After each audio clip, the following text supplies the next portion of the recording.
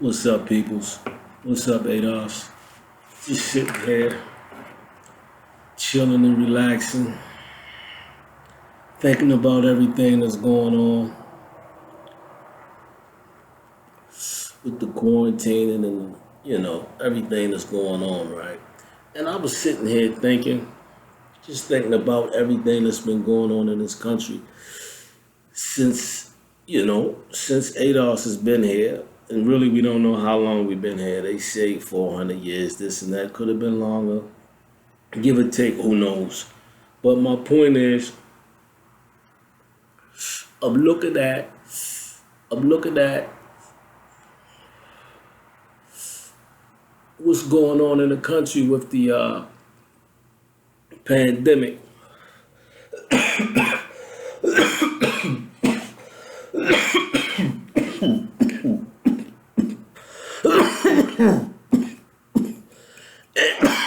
And I know what I believe and what I don't believe. And I'm not going to get into what's real and what's not. Is it a scam or whatever? That's for another platform.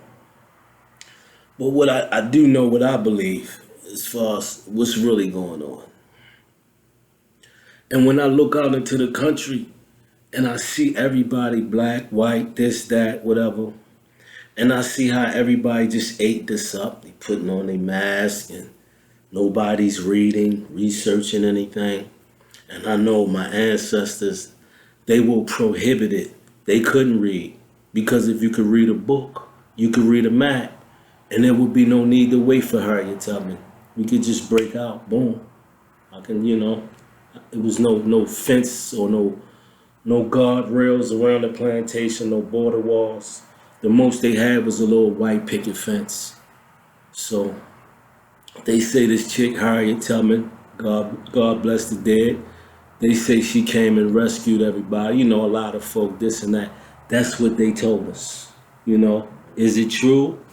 The only thing got me thinking now is any of that's true is because when I look out into the country and I see how easy it is to just tell folks something and they just and just run with it.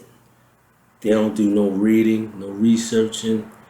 You just let a 99% survival rate virus they just go into fear mode. Maybe you should, maybe you shouldn't. Like I say, that's all for a whole nother platform. But my point is, I'm looking around and I see how everybody just believing what was told to them. They just believe in it and scared out their mind. So my thing is, when I think about my past as A.D.O.S, an American descendant of slaves, what's true about any of that? If you could just tell a group of people something, tell that lie long enough, and it just, people run with it. And I could see why the sisters have run with it. It's a black woman saving some people from slavery, And my thing is, if that's true, then innately you should have it in you right now to start saving some people, black women. Now, like I said, the only reason why I'm sitting here thinking this is because when I look around and I see everything that everybody's believing, just because they heard it on the news or whatever, I'm not going to get into all of that. But I just see Americans don't read. And my ancestors, they couldn't read. They would get beat severely, because the masters, the slave masters can't have their property just, wandering off because they know how to read the street signs and this and that and break out and head north. We wouldn't have to wait for Harriet to come get us.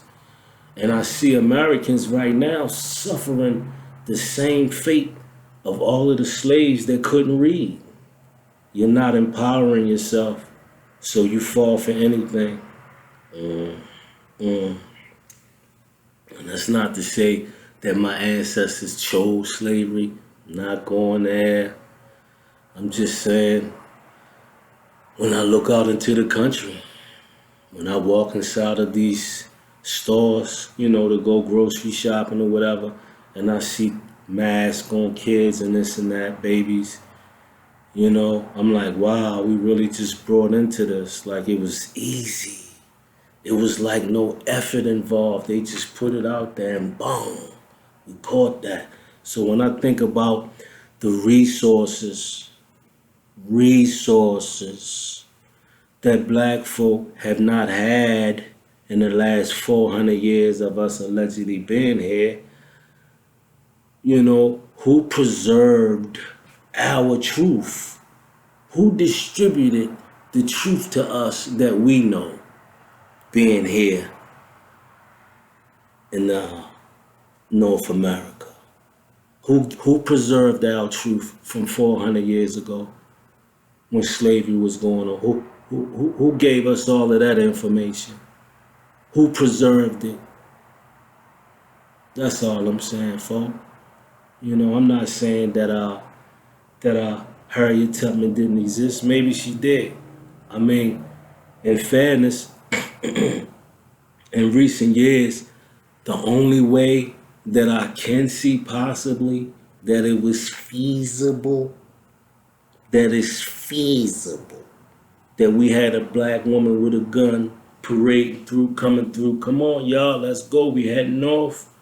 In recent years, the only way I can see that that's possibly feasible, that could have happened back then, is when I see this chick, Yvette Carnell. When I see her putting in work like that, I say, maybe it coulda. So I'm not gonna say, I'm not trying to take nothing away from the sisters. I'm not doing that. The point of this video, I just felt compelled to share, is are we thinking for ourselves, or we just clinging on to whatever gets thrown out there because it sound good. We so divided. We divided 6 different ways to Sunday, man against woman, this and that. And I'm just specifically talking about in the black community, but it's in the white community too. They all divided and got their feminist movements and all of that. So, but in the black community, I remember when I was a kid and I could never, whenever stuff happened good, I was always, yeah, boy, look what this just happened. I got this. Da, da, da, da. And my grandmother, I guess I was like 9, 10 years old. And mind you, I'm 53 years old. I was born in 1967. My mother was born 1948, and my grandmother was born in 1923. And I remember her telling me that her grandmother was a free slave. So when I think about the conversations with me and my grandmother, I think about one of the things she used to tell me is I need to learn to keep things to myself. Like when good things happen, she said that when, during slavery, that whenever something, because of the oppression that was constant with us during slavery, that whenever something good happened, we just had to run and tell it. So right now, when you see black folk doing this, just gotta go run and tell everything. That's that's them traits we got, them curses and them traits from centuries ago from the oppression. We just gotta run and tell it. So my grandmother, God rest her soul, I'm not gonna get too much in that, maybe in another video. It's so much she used to tell me. One of the things is, of course, I hear this from a lot of folk, be a leader, think for yourself, don't let nobody mislead you, yada, yada, yada. And what happens when you do let people mislead you and you don't study and read and research, and why it's important to read, how empowering it is, opposed to just letting somebody throw something out there to you, you cling on to it and run with it. So I'm not saying that Harriet Tubman wasn't real. I'm just saying, like, man, we just quick we just quick to grab onto something and just run with it. Wow. So, you know, that's all I'm saying, folks. A.D.O.S. and Americans as well. It's time to start thinking for yourself. It's time to start reading and researching. You know, back during slavery, once they put the fear of Satan, fear of God, or whatever you want to call it in us, to keep us away from books, they came out with a saying, because they would beat us severely if they caught us reading books. Because you can't, it's just reading is just so empowering. You know, that's something that's simple. I mean, think about it. The plantations, like I said a few minutes ago, they had no border walls, no huge fences with barbed wire. The most they had was a white picket fence. So what kept the slaves from running off? You know, the slave master, he got one shotgun.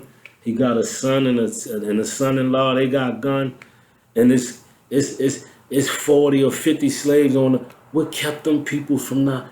They couldn't read. They couldn't read. So the first offenses, if the master caught you reading, he would beat you half to death. He would beat you severely. Because like I said, if you could read a book, you could read a map. No need to wait for Harriet Tubman. Second and third offenses, that I caught you a second or a third time trying to read, it's apparent what your intentions are. You trying to empower yourself. I can't have you my property. I can't have you trying to empower yourself to leave here.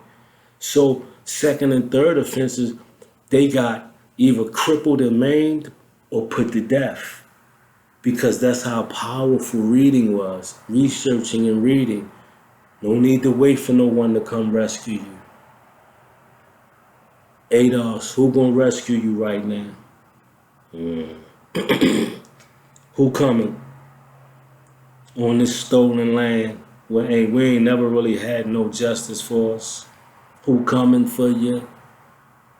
But you still clinging on to anything that's put out there, and you just run with it and believe. Like I say, if it wasn't for the chick, Yvette Carnell, and I only remember her name. I ain't really been saying it like that. My real government name is Cornell Eldridge, so that's why I remember Yvette Carnell, and I seen her, and she, you know, I like what she been saying. So when I see that type of energy, that gives me hope that yeah, it's possible that could have happened 400 years ago with a black woman. When I see the work she putting in, her and the dude Tone, when I see the work she putting in, I see that it's possible. But I also, like I said, with the resources that we never had, who preserved our truth and released it to us when they felt we should have it? Who did that? That's all I'm saying. Think for yourself, read and research. This mob, and I'm out.